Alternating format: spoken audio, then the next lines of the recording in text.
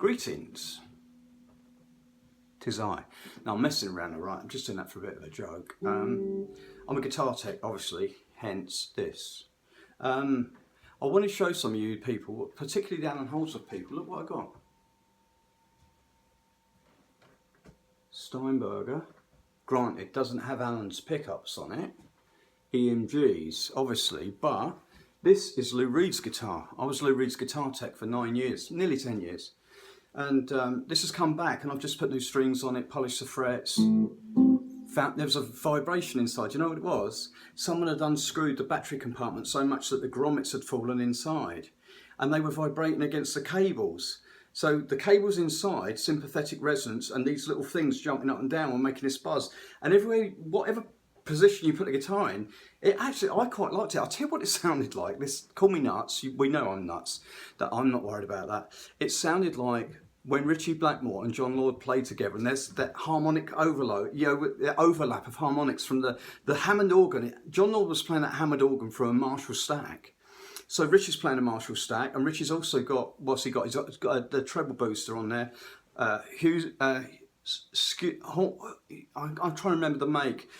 Hornby Skews, I think, is the treble boost that he had, that he put into his tape recorder. Now, those tape recorders, in England, I used to play for a Grundig tape recorder. A lot of us used to start off with tape recorders or little valve radios. They were quiet. But, you know, because the thing is, you couldn't play a Marshall stack in your house. You could only do it at gigs. So everyone had their own little way of getting their thing going. You know, Brian May had that little Deaky amp, but I'm sure he had something before that. I bet that Deaky amp, Brian said, oh, I used to have something at home that, you know, blah, blah, blah. And Deaky probably just built it. Anyway, I'm getting off track. Steinberger guitar. I'm doing this for Allan Holdsworth people because I had a lot of realisations. First of all, Allan Holdsworth is the same age as, he would have been like a big brother to Eddie Van Halen. This is important. Eddie Van Halen's old enough to be my big brother. And although I did meet Eddie and shake his hand, I missed Allan by that much. So I never met Allan. Allan grew up in England and he grew up poor like we all did. Brian May was poor. Him and his dad built this guitar. Jeff Beck built his guitar. My dad and my stepfather built my guitar. It was an old Framus. It came out the dustbin.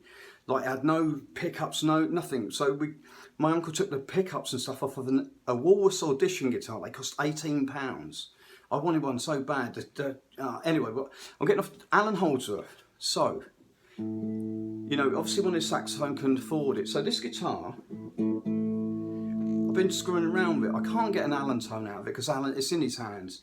But there's a lot of things. I'll show you just like interestingly. If I turn it all the way up with all the treble.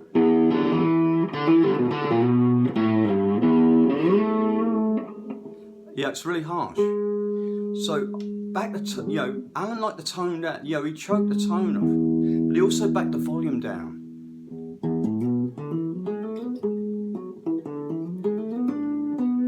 Now I can't do legato on this hand. I just don't. I don't have that Allan thing.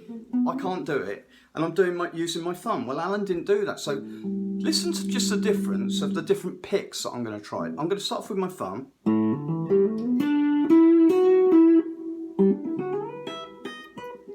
You can notice straight away I naturally play really hard.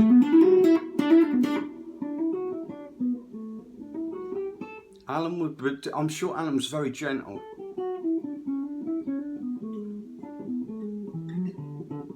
So that's why he had all that preamp. That preamp, he had lots of preamp. Now this is an important thing.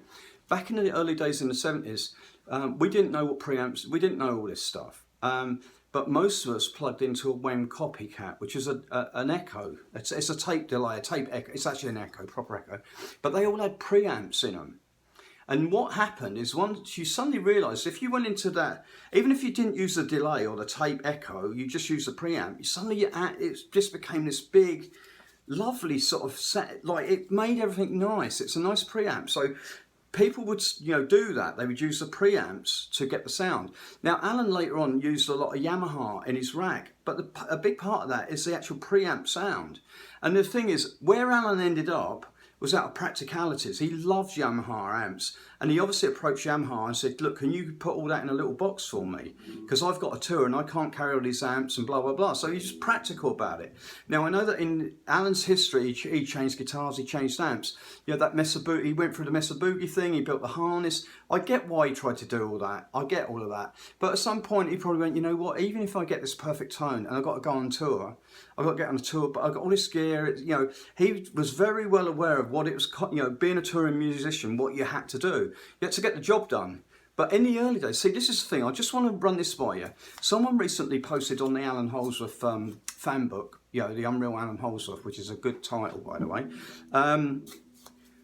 that they love him when he's playing. In 1979, Rock Goes to College, which is when I first actually saw Allan Holdsworth. I'd heard him. My dad played Soft Machine when I was young. I didn't know. I wasn't ready for it. It was too far. I was into Ritchie Blackmore and Black Sabbath. You know, that Soft Machine, Allan Holdsworth was. You know, my little head couldn't handle that. My head still can't handle Allan Holdsworth, but I know how he thinks now. I've got that together, but I can't do it. I can't think that fast. You know, I just couldn't be doing like what he's doing. Anyway. I'm getting off course. 1979 is when he first went over to the Strats. It's a longer scale length for one. That makes a huge difference on the way the strings feel under your fingers. Second of all, listen to him in that same concert. He goes between an SG, a very thin bodied one, and I think it's actually thinner bodied than the standard SGs. It looks like an old one he's picked up somewhere that's been either sanded down or something's happened. It's a thin body, but it's got the vibrola. I think that's how you say it. You know, the metal, the Gibson vibrato, right on the back. You know, it's just a piece of spring steel. Well, the sympathetic resonance going through the strings into that steel gives that SG. For me, Allan's tones, I love the tones from Soft Machine and Bruford, but I've realised I like the SG. And here's the thing, with the SG, Allan had the 3 pickup model, meaning that it was all machined out. So when he took the middle pickup out and got rid of it, there's an acoustic, a quality to those SGs and their thin body. There's a certain sound those SGs have got, and it's about the bridge and about taking that pickup out. Now, Allan also lowered his pickups. He took away all that aggression that you get from SGs. Like if you have an SG normally, you're going to sound like Pete Townsend or Angus Young, if you're lucky. But you know what I mean? It's more of an aggressive sound. But Allan's backing off the tone. He's dropping down the pickups. There's lots of stuff going on. Then he switches to a Strat, longer scale length. And listening to him, he's just getting used to the new tremolo system. It's like you can get, there's 2 tracks back to back, and just listen to his vibrato using the bar, not his fingers, because his finger vibrato is fucking fabulous. But when he gets the vibrola on the Gibson, there's a certain, he's got used to the spring on it. When picks up the Fender, because he's got actual real springs, it's a Strat style. His vibrato, bar vibrato, is totally different. And then obviously he got onto these, and he's got a trans scale, you know, trem, which is totally different again. Now, my favourite is the SG. I just love that sound, and I would love to have said to Allan, could we just try, like, because if I was his tech, I'd just say, on a gig, but I'd just say, have you still got an SG? We should try one, and I'd get one if he didn't get one. If he didn't have one, I'd get one and just let him play and just see, because quite often guitarists forget where they started, and when you take them back, they suddenly go, oh my God, this is great, you know. Anyway, I'm not saying that would have happened. I'm telling you that my Allan Holdsworth period is when he was a rock player. Allan he started in a top 40 pop band. He ended up with level 42. He can play anything, but he learned all pop stuff, and he learned the right scales. That's why when you look at that Allan Holdsworth thing with the scales, you'll see that he's playing a major scale with an additional note. He's playing 2 scales at once. He's playing mixolydian and major scale, which is Ionian. So Ionian and mixolydian, and he realised, as we all did, that if you have that little bit of chromaticism, if ever you fuck up, you can just like dance around with a bit of chromaticism and get away with it.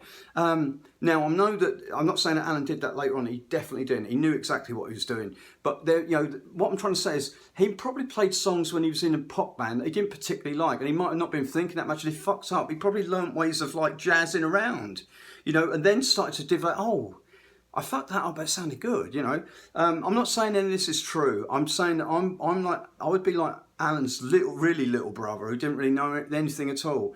And I'm trying to glean all this knowledge from like what I read online with you guys, what I see. So I'm a guitar tech. I look for things that you don't look for because I'm up close. I have to get their guitars. When I do sound check, I have to try and sound like them. Now, imagine trying to sound like Allan Holdsworth. I'm never going to do it. But if I can do one note, if I watch Allan do one note, and I can do one note that's reasonable, where I just go, yeah, that sounds kind of like Allan. If it sounds kind of like Allan when I do it, it's going to sound totally like Allan when he does it. I've done that with Nile Rodgers, I've done that with Lou Reed, I've done that with Billy Duffy from The Cult, I've done that with Andy Taylor from Duran Duran, I've done it with Tom Morello, Rage Against the Machine, but I wasn't working with Rage Against the Machine. Anyway, I'm getting off track. I want to stay on Allan.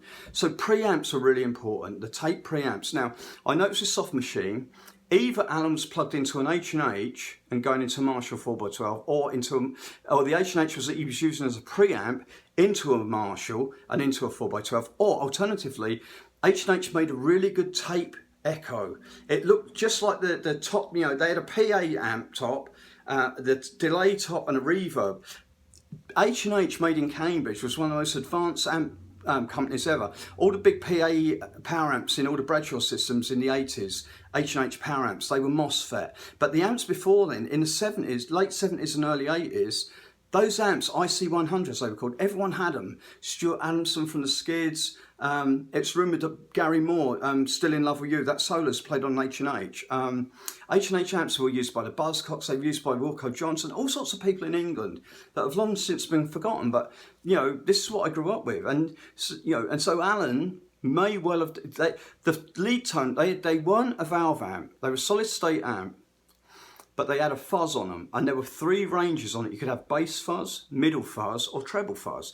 It also, I think, may have had some sort of an equalisation. It wasn't a graphic, but it would have been knobs, I think, in different frequency ranges. So I've got a feeling that Allan might have, like, you know, come across, I'm sure he would have come across them. They were everywhere. They were cheap man's amp. Everyone in the pubs, H&H, because you couldn't afford Fenders, and no one wanted, well, some people did want to carry Fenders, but with JBLs, but they weigh a ton. They sound amazing, but that's a clean sound that Allan probably would love. Now, Hartley Thompson.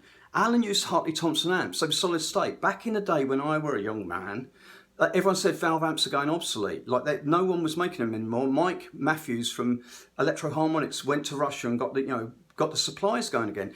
There was Pierce amps. I think Allan used Pierce amps for a while. There were loads of amps that were really, like Lab Series, Gibson Lab Series was designed by Bob Moog, B.B. King's favourite amp. There was some really, this whole thing about solid state amps suck. Play through a Hartley Thompson. I haven't, but I know that's a great amp. Why? Because Allan Holdsworth at one time swore by that amp. Now, Eddie Van Halen would have been like the younger brother to Allan Holdsworth. So there's a photo online where Allan's playing somewhere. I think Jeff Berlin's in the band. Allan's like, Eddie's really young, and he's, you know, Allan's dwarfs. You know, Allan's a big man, and Eddie's like, you know, dwarfed, and he looks like a little boy next to Allan. Now look at the back line. Behind Eddie is a Roland Cube. A lot of you won't even notice, but those old Roland Cubes are great for feedback. They were really easy to get controlled feedback out of. Now, think about it like this. When Eddie Van Halen meets Allan Holdsworth, suddenly his technique changes. He's doing symmetrical patterns. This is all from Allan. Allan's had a word with him. Allan, I think, was a very giving man. And if you asked him questions, I think he'd tell you. He'd say, well, I'm just doing this. He knows that you're not going to be able to do it like him, and nor would he want you to, but it'll help. He helped out Scott Henderson. He went round and took all the delays around and got him a good guitar tone.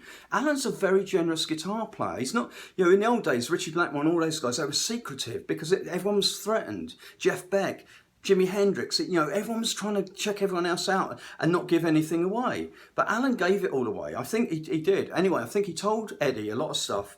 Eddie was like, what are you doing? And he just said, look, just do 4 notes for string scales. You'll get it. You'll do symmetrical patterns. You'll start to get it. It'll just make sense to you, Ed. And Ed goes, what? Why did you get this Roland Cube? He said, I didn't. They put it down there, but they're great. Try it. Ed's like, well, it's solid state. And I bet Allan said, dude, don't fall for the solid state bullshit. I've got a Hartley Thompson there. Take it home and get back to phone me in the morning and tell me what you think. There's a rumour that Eddie Van Halen used that Hartley Thompson on the Beat It solo. Other people say he rented a Marshall. Now here's what I think happened. I think he took that amp down there with him. They rented a Marshall. He plugged into the Hartley Thompson as a preamp, and he just used the Marshall as a power amp. He purely used it as a power amp. Eddie often used 2 amps. You think he's running one into the other. He is. One is a fuzz box. The other one's a PA power amp. The problem with Marshalls is they're not that clean. They're too clean to just be on their own.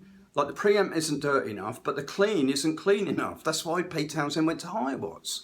Anyways, I'm getting off track. I'm trying to stay on Allan Holdsworth. I had all this worked out, and as soon as I start, I can't script it either. I'll have to just watch this video and come back and fill in the gaps or rely on you. So Allan Holdsworth preamps are important. H&H amps, I need someone that knows him early on and just see if I'm right or wrong. I don't care if I'm wrong. I just think that I kind of like got the psyche of Allan with a lot of things he did. Now, you know, the SGs I think were the best sounding ones. I think Allan, when he found Steinbergers, these things are fucking amazing. They sound great. EMG might not be my choice of pickup. It wasn't Allan's. But here's the thing I realised. The structure of this, when you get inside, this neck comes down and there's a beam that goes all the way under here, and this is machined to fit in that bit. That one beam houses everything, and the pickups rest right on the beam. Remember Eddie Van Halen saying that the pickups have to touch the wood? Well, I don't know the depth on the PAFs that were on SGs, but SG's a thin body. So, and Allan dropped his down, so it stands to reason that he might be able to actually lower the pickup. I can't lower these anymore. The EMGs are right on here, and they're quite tall, so they come up right under the strings. I would prefer to get them down, because as soon as you get your pickups away from the strings, you get so much more tone. You lose all the attack. You know, everyone needs those ones. Allan, you never hear Allan's pick in hand. It's beautiful. You know, I know it's all that, but he is picking, and there's definitely information, harmonic information coming through his guitar pick. Anyway, I'm going to try and, I was doing picks. I want to do shootouts about playing fingers and do different pickup configurations. Like, see if I can find.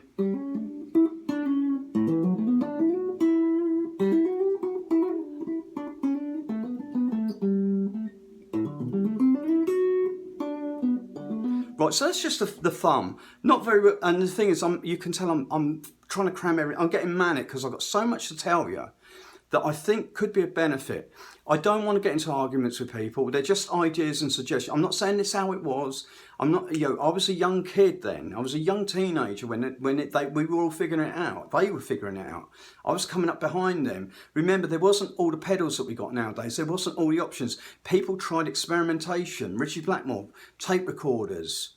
You know, different things were going on. People were trying all sorts of shit to try and get the sound, their sound. You know, Allan's, what he heard was totally different to Richie Blackmore, but everyone was doing the same thing. We're all trying to do the same thing. Anyway, so of course, again, I'm trying to get back where JC120s, another Roland.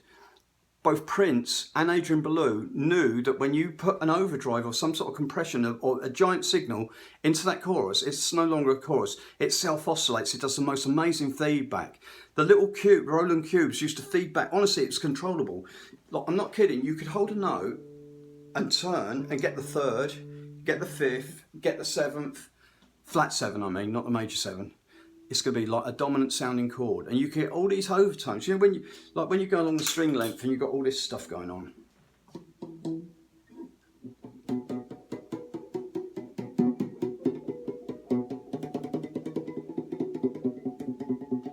Can you hear all those harmonics? I don't know if the phone picks it up.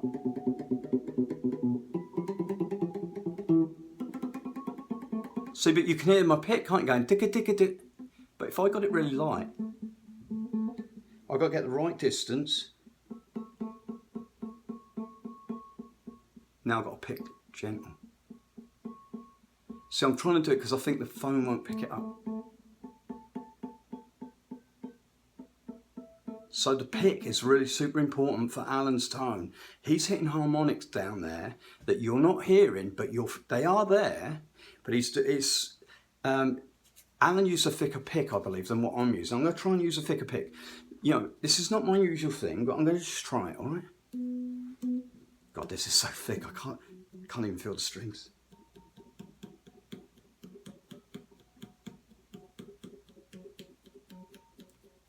That's picking hard. Do you notice how quiet it is?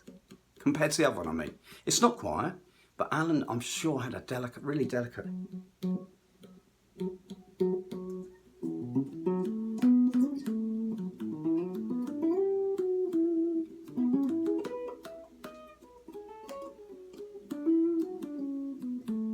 I'm always doing Django, 2 fingers, so I'll never get that Allan thing, because he's...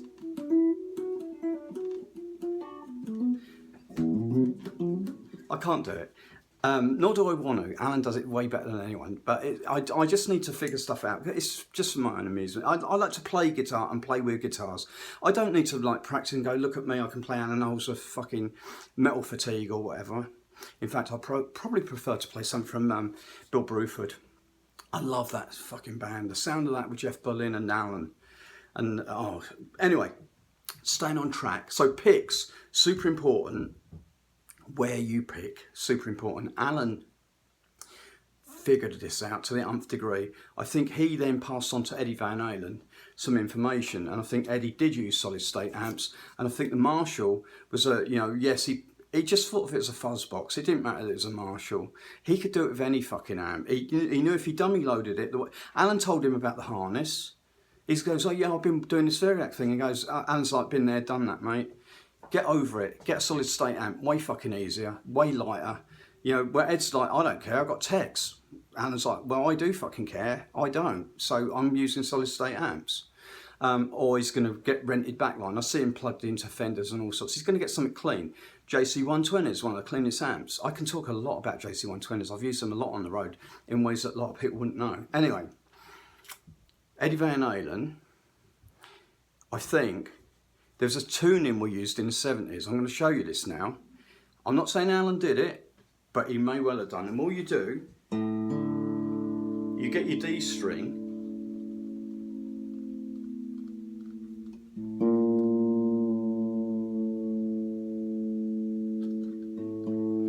and you have two A's now, two A strings.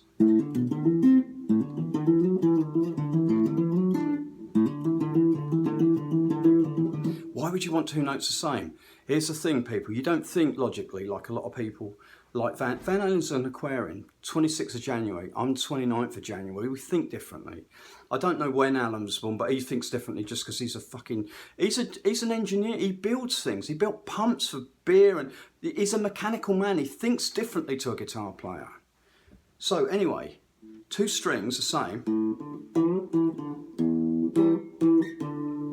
Hang on, I've got to turn this down because I want to get more distortion. Probably go to that one.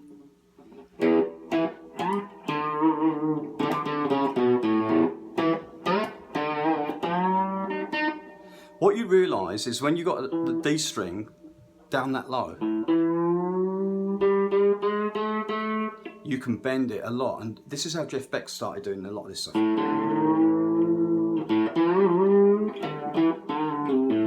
I'm going to really exaggerate it so it sounds really bad and out of tune, but you can imagine if I hone this.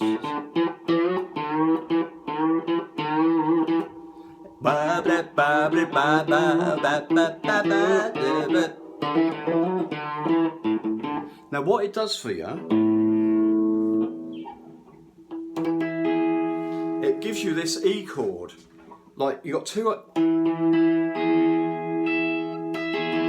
Allan was a guy that tuned to the E chord. I can tell. You can see there's some pictures of him pulling the E chord, that thing where he pulls the E chord. My hands, I can't stretch it like him. But you know the one where he's doing, it's an A shape, E chord. He doesn't play the third, he plays the E there. Top E, E on the B string, E on the G string, E on the, what was the D string that's low A, an E on the A string, an open E. And that's how Allan used to tune the guitar. That's why it rings a certain way. And if he followed the John Lennon principle, the E, top E is always slightly sharp. John Lennon always tuned slightly sharp on that, and Allan may well have done too. Anyway, so this is the tuning. If you've got a string at a certain tension and a certain thickness, it gives a certain timbre. Well, if you're trying to be a sax player, you're not worried about... You don't need to be up there. Or if you are, you want all the tone off. You want to back the shit down, so...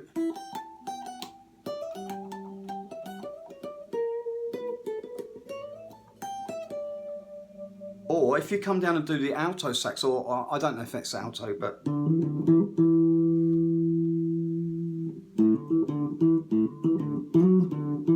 This is on the D string. That's on the A string. I hit two notes. Hang on. Let me slow down. If I could just... I'm just nervous about the thing running out. Because once you guys watch one video, you never come back and watch the second one. You know, I don't know why you do that, but it's... I haven't figured out human psychology. I always do. If I see someone talking about something and it sort of runs out, I go, oh, it's going to be a new one, a Mark 2 or Part 2 or Part 3. Maybe I'm watching Part 3 of 5.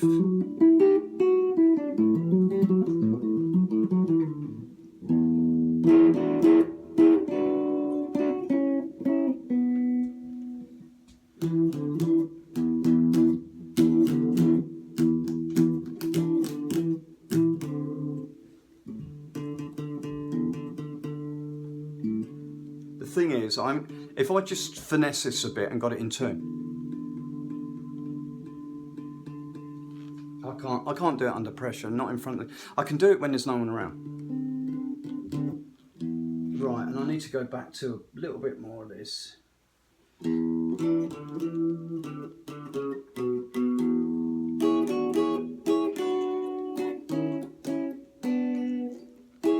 And what it does, instead of doing the A shape, you have to just not use the D string, and if you do, listen what you get.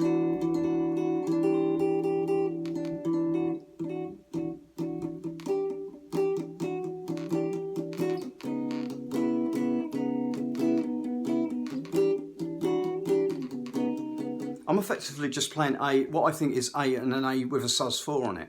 But it's because it's got the different bass note, it's something totally different. And in those days, oh, that's so out of tune.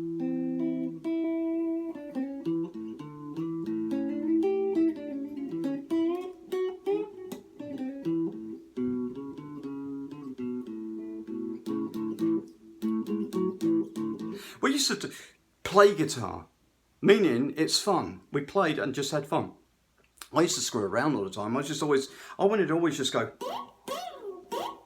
in the pub, because you could get a great girl walks in, you know, there's stupidity going on in the 70s. I was a little kid, I was a little teenager. What did I know? Nothing at all. And I was listening to people like Holdsworth, who could have been in the pub. I might have run into Allan without knowing it and gone, fuck me, who's that? That Northern guy is great. There was another guy from Sheffield called Dave Rawson, another great guitar player. There's so many guys who just were in pubs, and they became friends. Every time I saw them, I'd ask them, show us a new trick, and they would show me stuff. I never met Allan that I know of, but anyway, so that, so the tuning.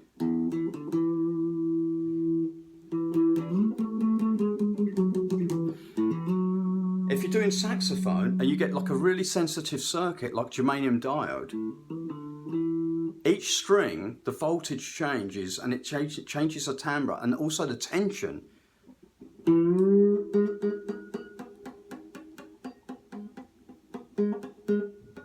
See, it can never do it on camera or on cue, but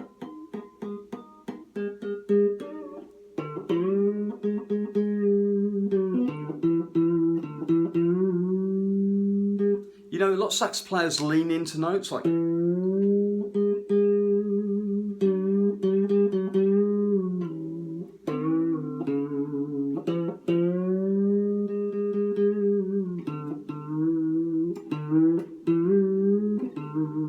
I haven't done this since probably 79, 80. Once I got on a Floyd Rose, I stopped doing all the tunings, and that's what happened with Ed. Except he did it on the Destroyer because he was smart, and he kept a fixed bridge to do all the rhythm parts. The rhythm parts aren't all in standard tuning. Oh, he's tuned down a quarter step. Yeah, I know it's quarter step, but he's also tuned to partial chords. There's a whole thing we did in the 70s. We all did it. Gary Moore, anyone that played in a pub band, if you've got to play 345s a night, you've got to make it interesting for yourself or you're going to go nuts. So the first set you play in one tune, in the second, you change them song by song. We used to change song by song. It's great fun. This is why live music was so good back then. It was fun. You could do things for fun. It wasn't all this. Anyway. If any of this is resonating and you want to ask me some questions, because I've got loads of info, I can tell you things about Allan that will help your technique and help you get to sound more like him, which he wouldn't want. He'd like you to maybe get his tone, but play your own thing. But seriously, you know, I know a lot about this stuff. I can see the connections with Eddie Van Halen and Allan Holdsworth. They're obvious, aren't they? I mean, you can all see that, you know. So what's the connection between, what's his name, Ronnie Montrose and Eddie Van Halen, apart from Eddie was in the opening band? What did Eddie learn from Ronnie Montrose? Solid state amps, the Little Big Man amp. Warren Haynes has this little amp. It's called a Little Big Man amp by Ronnie Montrose. I got this straight from his guitar tech. Brian Farmer, rest in peace. I miss you, you little fucker. You were so clever and funny. Anyway, the Little Big Man amp, when you put it in the studio and you put a microphone at a certain distance of room mics, see, this is where people get it wrong. A stack